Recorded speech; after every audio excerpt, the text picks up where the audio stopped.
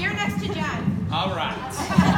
Ariana is in the building. She'll be here shortly. I'm told. I don't think we were names on the backseat cards. I know. Hi, gays. We can just take. Oh, I'll give this to you guys, and then I'll take this one. Hi, everybody. I feel like what we should do, not that anybody up here needs any introduction, but maybe we could just go down the line, and you could say hi and your name and sort of like a thing that they'll all know you from. Sure. Hi, I'm Samayoa, and I'm currently in Come From Away. I'm J. Armstrong Johnson, and you might have seen me in On the Town a couple of times. That's me. Hi, I'm Tyler Hinds, and hey. And I once was a cat. Hey, I'm Jenn, Colella, and I'm in Come From Away. I'm a sweaty mess because we just played the feud and I ran all the way over here from the main stage, so I'm gonna catch my breath for 1 second. You guys, first of all, the men on this panel are all wearing the same color blue, which is hilarious. I love it. And Jen's got basically the same. So you guys, my first question, I just want to sort of talk about the state of being like LGBTQ on Broadway. So my first question is sort of like, in your career, did you make the decision to be out, and how did you come to that decision? So we'll start with you, Caesar. Sure. Oh my gosh. That's a great question. Oh my gosh. This reminds me when I first moved into the city way back in the Stone Age, I did this show called Shakespeare's R&J, and it was 4 guys who played all of the characters in Romeo and Juliet. And it was this huge thing because 2 guys kissed in the show, and it was like, oh my gosh, these 2 guys are kissing. I've never seen something like that. And I remember I was asked to do this photo shoot for Out magazine, and my agents and managers said, absolutely not. You cannot do it. What year? This was back in the late 90s, and this is before Ellen came out, you know, before Will and Grace, before all of this, and it was such a huge thing, and I'm just thinking about how much time has changed, because if I proposed that question to my agents right now, they'd be like, absolutely, and are you going to be shirtless? You know? So it just makes me think, I never guessed, I don't think I ever had some kind of coming out process in the business, but that's how I started in the business. And now I couldn't be prouder to tell people that I'm gay, and I have a hubby, and we're gonna, adopt kids and all this wonderful stuff. So things are really different. I have a similar journey, but it was in 2006. I was working with a manager at the time. I was doing hair on Broadway. It was my Broadway debut. I was understudying Gavin Creel. Have you heard of him? And I was dating Adam Chandler Barat at the time. And I would go to his stage doors when he was at Next to Normal, and he would come to my stage doors at Hair, and it was this lovely we were in our early 20s and just like gay. And my manager started telling me to be less gay, to not go to his stage doors, to not be seen in public together, to kind of dial it back. And I was like, it's 2006, it's 2007. So I was grappling with that, because coming out, like growing up in Texas, in the 90s was like, hey, Texas, it was like not the easiest thing to do. So coming out was like hard, coming from, a very religious Southern background. So to get to New York was this like, yes, and then I got a manager, and I was like, a manager? And then like the manager tried to like bring me back in the closet, and I fired that bitch.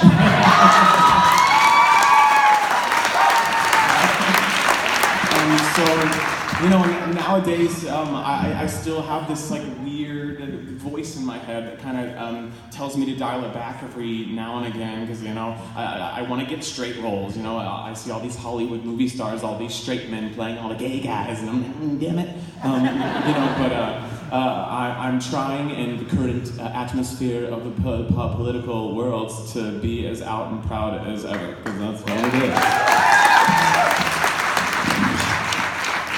I had a similar, I come from Georgia, so I can relate to Jay's story a lot, because I grew up Southern Baptist and my family was very conservative, and when I came to New York, it was the first time I was really able to embrace being a homosexual and working with awesome people, and people just kind of, you know, made me feel good about that. My first Broadway show was Oklahoma. My second one was Urban Cowboy with Jenn. You know, like 5 people saw it, but it was a great time. But it was interesting because I had representation that kind of told me the same thing as Jay, just you got to butch it up, and that was something that kind of made me get in my head a little bit. And then I met somebody when I was doing a chorus line, my partner Van Hansis, and at the time he was on a soap opera, and their vlogger, Perez Hilton, decided to out us. And that was a decision that was made for me. So I didn't have to necessarily, you know, worry about like, oh, well, this person finding out or whatever, because it was just out there. And it was interesting because it, for me at least, was something I didn't really get a say in. However, a couple years ago, I got to do an article on Playbill.com where Van and I got to talk about our relationship, and I got to kind of, you know, take back control of my story and our story, which I think is important. And, you know, we're still together, and thank God for him. But it was something that it happened, and so I was like, well, I don't really have to worry about that now, because if you Google me, it's like the first thing to pop up. And I was just glad he didn't like draw semen on my face or whatever, you know, because he does that because he loves his fellow gays. So that's all. That one took a turn. I didn't expect that. First offensive. I didn't expect that. My first show was Urban Cowboy, and I was told very early on by my director, a director, and my agents to stay in the closet. That it was harder for producers and directors to imagine somebody who is gay to be in a straight role. And that was sad and upsetting to me, and I did it, which was also sad and upsetting to me. And then I was offered the role of Bebo Brinker in the Bebo Brinker Chronicles. I had 2 people see that. And I was playing 3 people, hi, I remember seeing you in the audience. That was you 3, thank you. I played a very butch lesbian, and so then I started having different magazines and publications come to me, and it just felt wrong to continue to be in the closet while I was playing such a gay character. And so I said, I'm not doing this anymore, it doesn't feel authentic, and if it hurts my career, then it hurts my career. I would rather be my most authentic self, and I think it's important, if I am so fortunate to be in the theatrical community and therefore in the spotlight for other people, that I want to be authentic and I want to be proud. And so I came out then, and it's been wonderful. I've had no backlash. I've played straight roles and gay roles, and I've also in my life, I identify as mostly gay, and it's mostly. But I do like boys like every 7 years. And then I'm like, oh yeah, I remember that. Cool. That was cool. Meanwhile, all the gay men on this panel are like, Jekyll looks pretty good. I've also come out as polyamorous, and I think it's important for us all to remain fluid. I don't want to remain in some category of, oh, she's gay. And sometimes I find that now that I'm out, and people are like, oh, she's a lesbian, but I'm like, oh, I also have a boyfriend, and people get upset. They're like, well, you don't fit in this certain thing. And I think that's important too. We don't all fit into one little box, and that's okay. Is somebody laughing about little box? How dare you?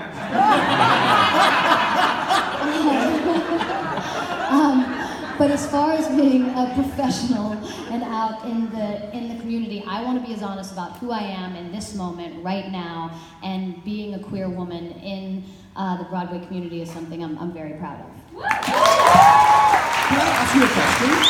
So I was reading that Jenn was in the Out 100 this year, which is a really fun.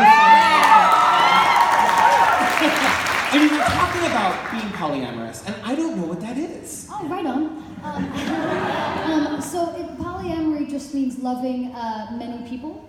And so I was dating a married couple for over a year and a half, and at the same time I also have a girlfriend, and each of them have a girlfriend and a boyfriend. We all have found a way to love one another, and for any other experiences that we have, where we keep our hearts open to other people, that we are transparent about it and that we're honest about it. And so that if I have a crush on someone, I'm dating someone, I don't pretend like I don't have energy. I talk to my partners about it and say, I have energy with this person, and we talk openly about it rather than it being a secret. And that doesn't mean jealousy doesn't come up, it certainly does, but what I've learned about being polyamorous is that any jealous feelings that come up, I have to own. I can't blame it on someone else. If I've been in a monogamous relationship and I feel jealous, I'm like, well, if you stop doing that, then I won't feel this way. And with this, I've put myself in a position where there's going to be openness all around, and so if I feel jealous, I have to deal with those feelings and ask what's really frightening me about somebody else loving someone else. Because there's like we feel like we have to be the best, right? And I don't believe that love is a better or best situation. I think if we can open up our hearts to all kinds of love, then we're gonna learn more about ourselves. That stated, I don't know that I will always be polyamorous, but it has taught me a great deal about loving myself and loving others unconditionally. Mind blown. One last question. Professionally, you were talking about, all of you were talking about sort of dealing with management and people not wanting you to like reveal that you were gay or whatever. With this polyamory thing, is this another thing that people want to manage you talking about? Yes, it is. But they've been, all the press reps have been really cool about it. I asked them, like, is it okay? I don't want to, because Come From Away is such a beautiful, like, kind of family story, and they've been great. Not one time have they balked and said, no, we'd rather you not. They've been really, really sweet about me being open about polyamory as well. But yes, people have a lot of questions about it, and I'm happy to talk about it. I think it's a new way for us all to learn. I don't think it's for everybody, but I think it's a new way for us to open our hearts up, to start to move away from jealousy and from possession and anger over somebody loving someone else. I think as much love as we can propagate right now in the world is going to help us out. Yeah, thank you. So you guys are big stars in our community. I'm wondering, as you navigate the waters of trying to take the next steps in your career, maybe working out beyond Broadway, is it a whole different world of navigating being out, or is it a similar thing, like it's you see what you get?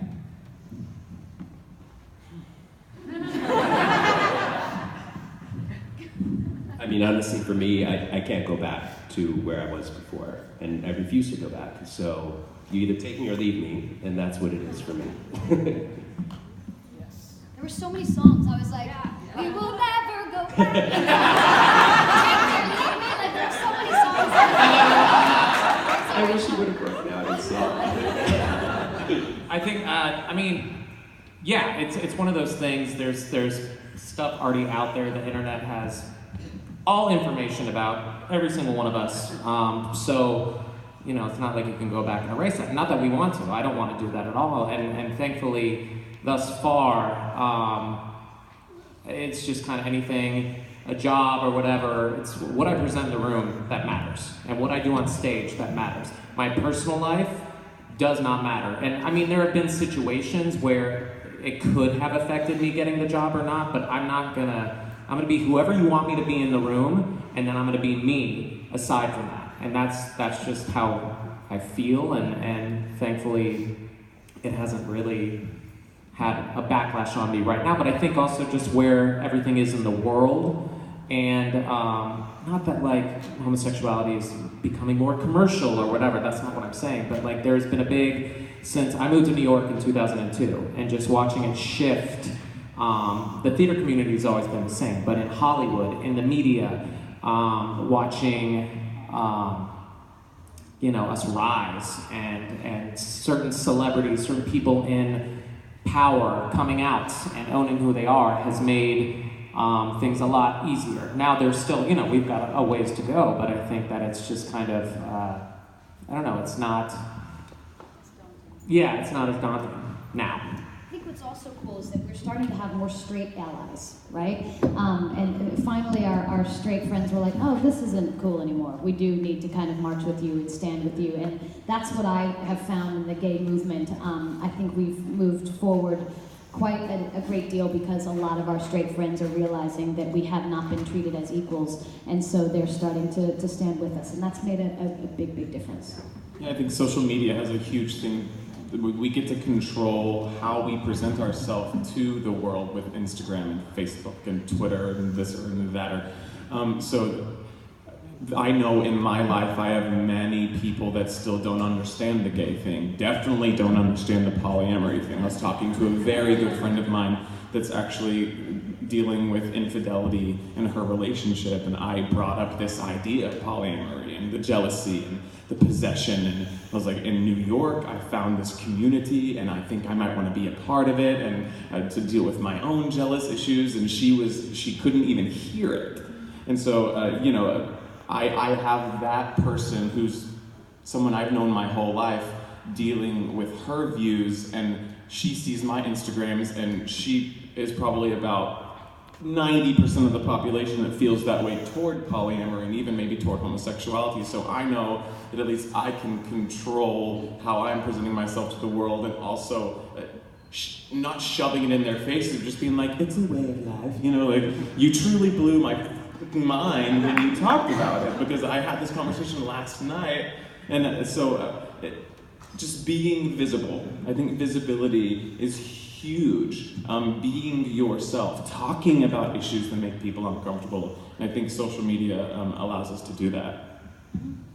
I wanted to talk about the importance of visibility. Do you you're actors, you're all in the spotlight, do you feel it is important to be visible as gay people? Jay, you were talking about social media. I know a lot of you are big active on social media, and you sort of share your lives with your fans in that way. Do you feel a responsibility to be on the LGBT panel at Broadway Con? Do you feel a responsibility, or are you just sort of if I want to do it, I will, but it's not, it doesn't feel like a priority? I mean, I am honored to even be asked to be on this panel. I mean, I was part of it last year, and it was maybe one of the more emotionally jarring experiences of my whole career. I mean, this room was about 15 times the size, and it was right after the election, and it was really intense.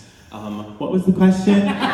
Just do you feel is this part of your mission as a person, is to be visible? It absolutely is, because it was something that I grappled with growing up and trying to get into this industry and thinking, should I be in the closet, should I not be in the closet? And then when I decided to just be myself, then I found this love that came back to me. I mean, this activism and this #resist movement, as much as I was fought by my family even and by friends back in Texas that I should be quiet and I should stay still, and it was what America voted, I also had this opposite force that was coming at me from people saying, thank you for what you're talking about, thank you for your activism. And so then it became a part of who I was, and I couldn't deny that anymore. And if there are people in this industry that don't want to cast me because I say Trump, then I don't want to work for those people anyway. That's energy that flows back to you. I don't know if I feel a responsibility, but I look at it this way. I so wished when I was younger that I had something like this to look up to. Artists like this that kind of talk freely about their lives, about who they love, about how they live their lives. So if that gives me an opportunity to help somebody else that was in my position when the same position that I was in when I was younger, then I am honored to do it. Anybody else anything to say on that front? I do feel a little bit of a responsibility, only because I've been pushed more into the spotlight this year, and I have so many beautiful fans who come up to me and say thank you for being out, and thank you for your courageousness, and thank you for being open about who you are, and that means the world to me. I just think it's one of the reasons why I got into this business was to connect and to touch people, and if part of who I am as a person can help do that as well as the work that I do on stage, then I feel very fortunate. And there is a responsibility because people are watching how I am in the world, and so it's not only about being gay and out, it's about being kind and leading with gratitude and being a respectable human being. And so there is a responsibility to be the best that I can be, and being gay is part of that. Jenn Colella is taking me to church this morning. It is literally Sunday morning, and Jenn is my pastor. I wanted to ask about, so last year, I mean, really, it's one of the most memorable moments of my existence, was like you were speaking at last year's panel, and we were talking, I mean, I remember, we started our panel right when literally the hour the travel ban went into effect, and it was like right after or something, whatever was happening, it was just madness, and I'm wondering if you guys can all speak as artists about like what your concerns were going into this year, and if you feel, if what your fears were came to be, and how you're dealing with it, how you're resisting, if you are. I've stopped being the resist guy, because it was hard for me this year. It was truly hard because I found so much negativity just fighting and combating and arguing with people that disagreed with me. And so I tried to take a step back from the anger and just be my true self, like Jenn was saying, like leading with kindness, leading with love. And so that's literally, I've been like working with my therapist self, trying to like love and light, love and light, love and light. And that is just as much of an opposing force as like, resist! Do you know what I mean? And so that's what I've been grappling with, is this negative energy versus the positive energy. And I think it's always important to go with the positive. Fight the fight, but fight it with love, not fire, Yeah. For me, this year's been interesting because like I said, I was raised very conservative Southern Baptist, and then the journey that I've gone on as a gay man and the journey that my family's gone on has been amazing. And then when everything happened with the election, it was really hard for me not to take it personally because my family voted for Trump. And I immediately took that as like I had a bullseye on my back. And it was so, I remember the night that it all happened in November, I couldn't sleep. The next day going to work, if anybody was in New York City, it was just like a ghost town. And then, Mamie was singing Memory, and we were all weeping because for me, I went to a really negative, dramatic place, and I just couldn't, I don't know, I took it so, I didn't know how to not take it personally with my family, because I was by you choosing this, and this is your leader, and for what he says he stands for, but come on, and his wingman, what he stands for, it's just it was hard for me. I was also, I know, being selfish, but I couldn't help but not be, because it was so, I remember my partner calling my mom while I was at work, and he was like, you need to call your son, because it was hard. But the journey that we've gone on still, and it's always a journey. My mom was raised a certain way, and how she was raised to think of homosexuality was, it's a sin, you're going to hell, la la la la, and she doesn't believe that anymore, because, parents teach children, but children also teach the parents, and you have to be open to that. And she has been, and she's such an advocate now, and in this past year, with the climate of everything, I know, and she made it very clear to me that she supports me and loves me, and that will never change, and she will always advocate for me. And I like to think now that she thinks that she was wrong too in her choice, but I don't know. But it's just it's a journey, and it's always going to be a journey, and this nation is on a journey, and it's we take 2 steps forward and then 2 steps back, but we're going to constantly be moving and hopefully progressing, and I think that, at least for myself and with my family, that was, something we had to face and deal with, and we're dealing with it, but, it's always going to be filled with love, so. This is important.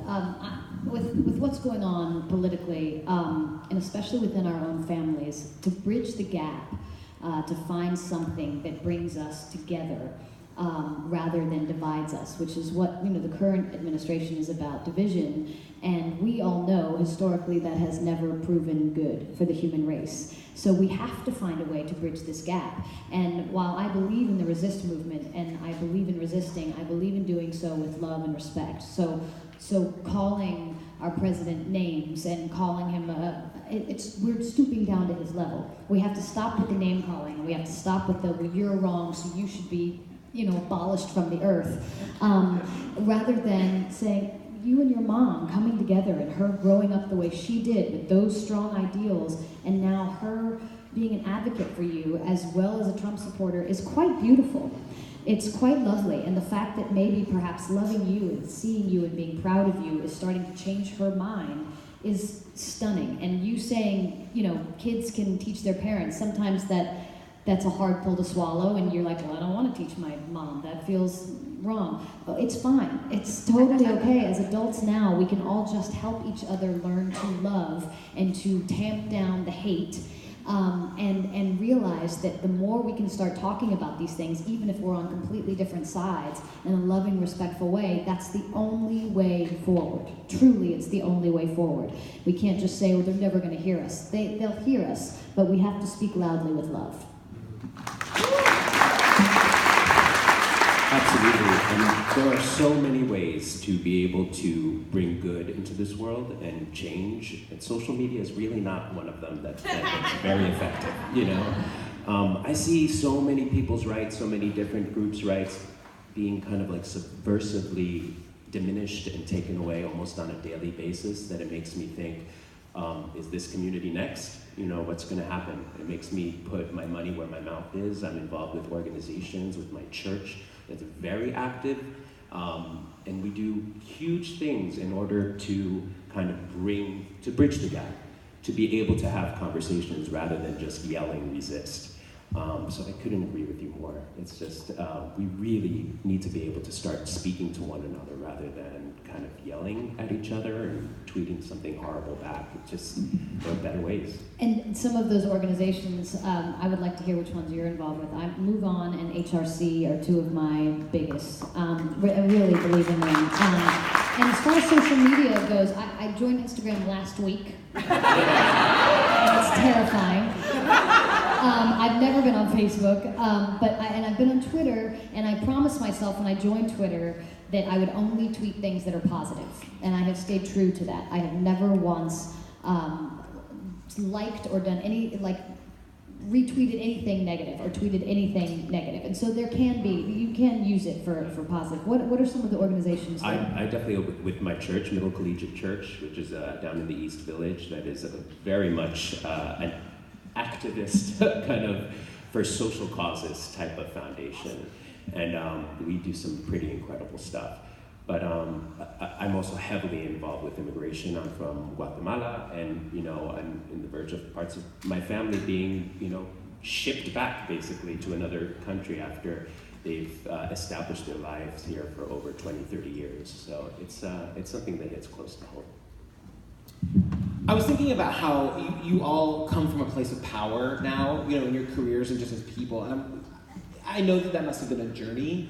And I'm wondering if there was a moment in that journey that stands out to you as like, okay, I'm doing the right thing. I'm going in the right direction. Like, this is being out and being honest about who I am is either helping somebody or it's helping me. Like, is there a moment that you can think of in your life or your career that stands out to you as like, yes, I'm on the right path with this?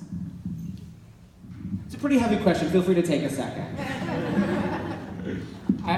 For me, and it just happened this past year, because I'm not the greatest at social media, and I just am the type of person I'm like, well, nobody's really like looking at me. And then in doing Cats and at the stage door and meeting like our awesome fans, but they related to the show in such a way that is beyond musical theater or wow, you can sing really high, or you're cute because you're in cat drag, so nobody really, wow, you're a really hot cat. But it was just something, and it was fascinating to me because I learned so much from the fans and you know, just how each character affected them or who they related to, and there's a draw with that show that I think is unlike any other, and for me at the stage door, that's when I realized, oh, I guess people are paying attention or are aware of, like, because I would have people be like, you know, you and your partner, that's just really, you know, how you guys respect each other and treat each other, whether it be on social media, which we don't really do that well, or, you know, in an article or in life is, you know, that's how I am with my partner, or that's what I want, or, you know, just because you make it seem like normal. And I'm like, well, it is normal. We are normal. There is no, you know, I don't know, I'm babbling right now, but that, just with cats, that was, for me, that made me aware of, like, oh, you're in this position, so, you know, like, maybe you should start leading a little more of a charge, and because people are watching and listening, and yeah, that's all. I'm babbling. I think I had the good fortune of being nominated for a Tony this year, and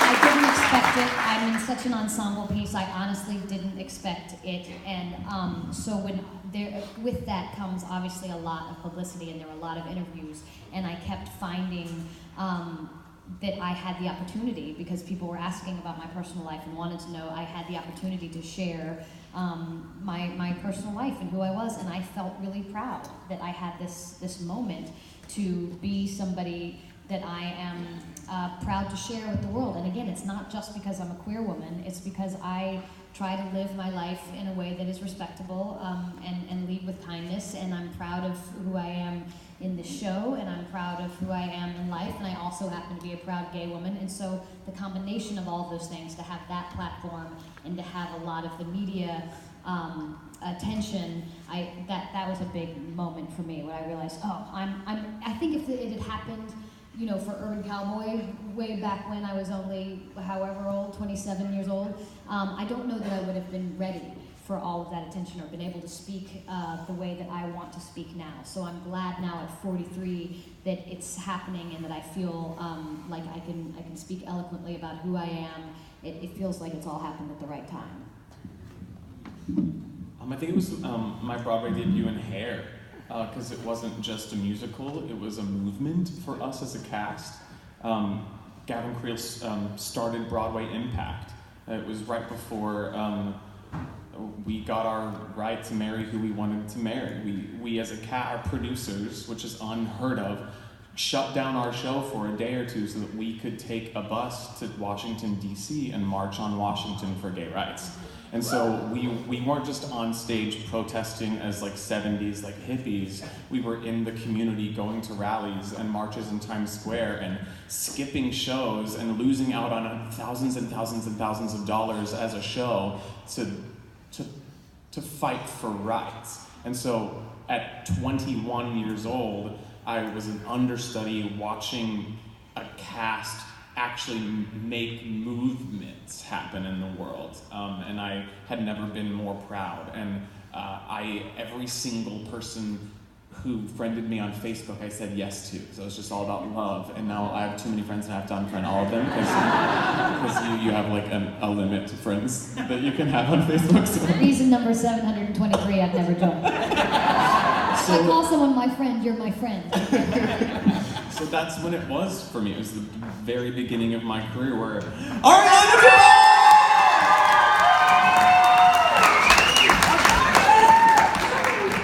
So, Hi, I'm sorry okay. I'm late. Oh my God, she's wearing blue too. Is that blue? Leather pants. Oh my God, I'm the worst. No, you're the best. Please tell us there was a good reason you're late. She was looking for me. It's always a good reason when you're late, you know. Yeah. What are we talking about? So gay. I'm so taken by your gorgeousness, I forgot my own question. Finish what you were saying. It was hair. Caesar, what was the question? It's about finding where you found your strength, yes? Yes. Yes, the moment in your career or the Yes. moment in your life where you found it. I have to say that my strength goes back to when I came out and with my family. Honestly, they are the seeds of my strength. I was terrified to come out. Terrified. And my mom and dad came, I'm gonna start crying. My mom and dad came to see a show that I was doing, and afterwards she gave me this bag and said, when you're ready to talk about this, we're here for you. And it was a book of support for gay, lesbian, and bisexual kids, and a letter from each one of my brothers and sisters. And my mom said, don't you ever not tell people who you are in this world. And because of her, I have found my strength going forward. So,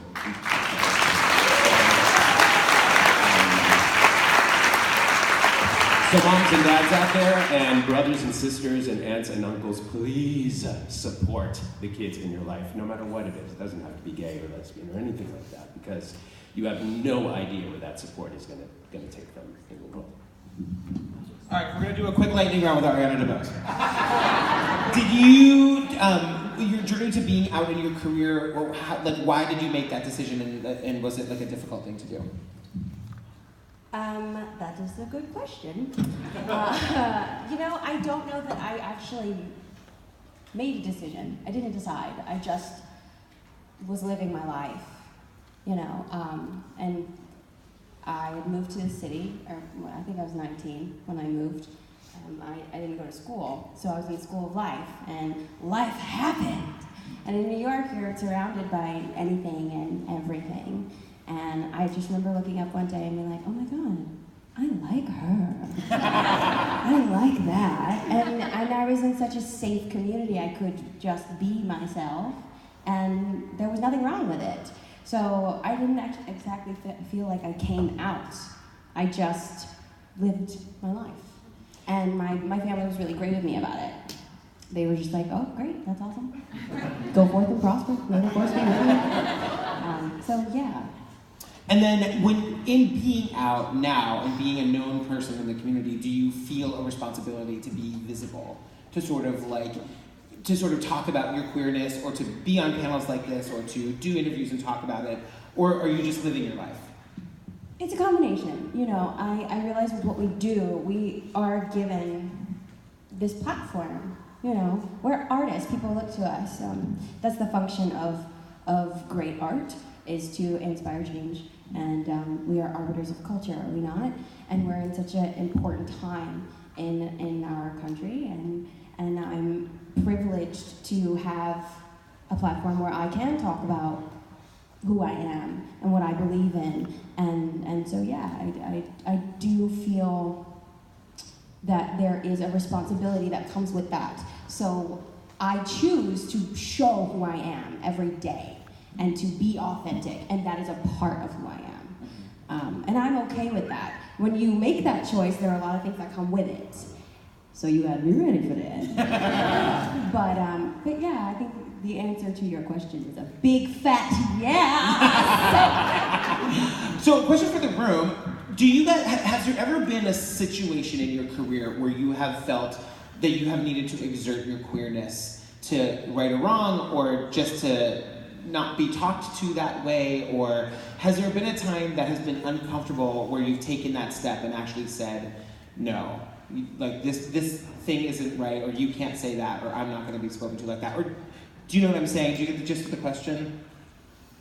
They're like, no, I don't get it. Have you ever had to, have you ever been in a situation where you've had to shut something down or correct somebody on something, and in doing so, either outed yourself or stepped into something uncomfortable because maybe you're not, an aggressive person in that way, but you've had to do it because it just felt like the right thing to do? Sort of. But most of it, my most recent project was at Summer, the Donna Summer musical. And I'm playing a woman who is, coming out of codependency and exploring her sexuality whilst being very religious.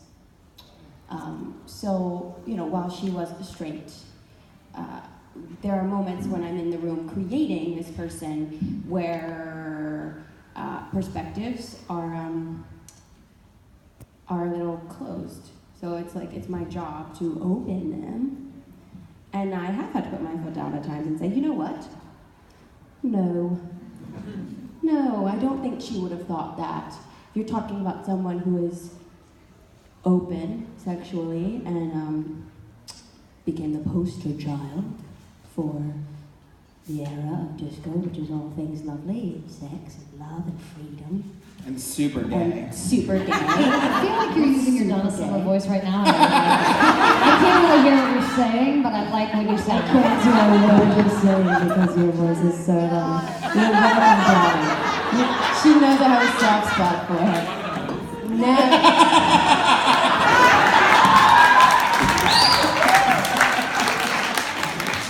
So there have been moments, I totally forgot what I was talking about.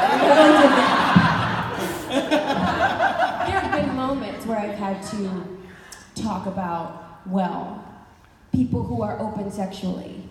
And when you're talking about labels, when you're talking about the freedom that comes with that, it can get a little hairy with folks who don't, with folks that's not their ministry. You know what I'm saying? So you have to learn to pick and choose your battles and places to take a stand. See what I did there? And it can be awkward. The oxygen kind of flies out the room. Also, when you're a black woman saying things to perhaps a panel of white men, sometimes that's a little different too. See, I got all the labels going on right now. God, I wish you'd been here the whole time. I said I wish you'd been here the whole time. I'm just kidding. I'm so happy. No, We'll take you for as long as you I'm can. joking.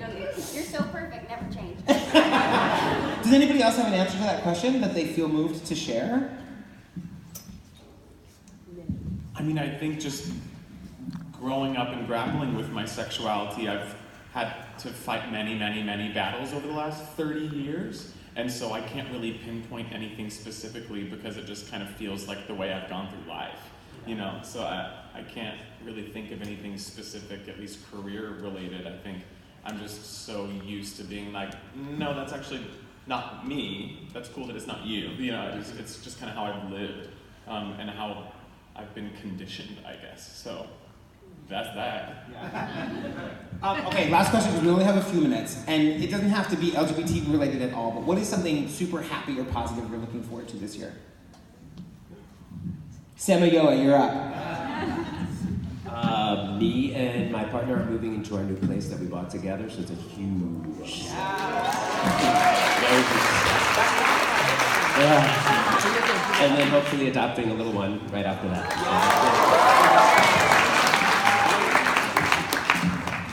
I'm excited to be living alone for the very first time in my whole life.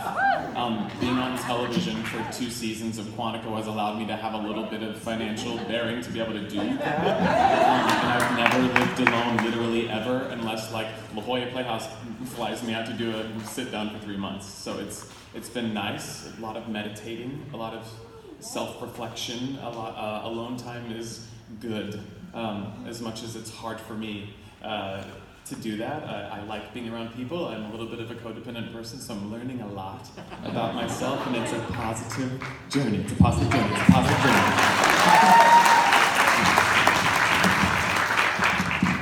I guess I've got a lot of new going on in my life, and I'm excited for more new, put it that way. When you are given opportunities, when the opportunity knocks, you like say hello. That was for you, Jen. And so I'm really excited for a lot of what he's talking about. That's what I have going on in my life, and I think it's going to be awesome. Like one or the other. For me, as silly as this sounds, I am excited about finding a hobby. My therapist, she was like, therapy's good, y'all. Therapy is really good. But it's so easy as actors, as artists, to become your life. And especially when you're doing a project that is really physically demanding and it becomes a lifestyle, Some things, you put on the back burner. Relationships, you just gotta nurture everything. And so for me, my goal with 2018 is finding balance and finding a hobby. So the search is on, and I'm really excited about that, as stupid as that sounds. It's a big deal to me. I think I'm excited this year for us, this gay community, to join together and to continue to move forward as advocates with our straight brothers and sisters, as allies and advocates of kindness and gratitude and love. If we can all continue to be kind to one another and to ourselves and to move forward in this, we're in a fight, there's a thing happening now, but we don't have to do it with just anger and meanness. If we can keep kindness in our hearts as a community, as a collective human community, and move forward in that way, that's something I'm really, really positive and excited about. Jenn, Colella, Hinds, Ariana, DeBose, Jennifer,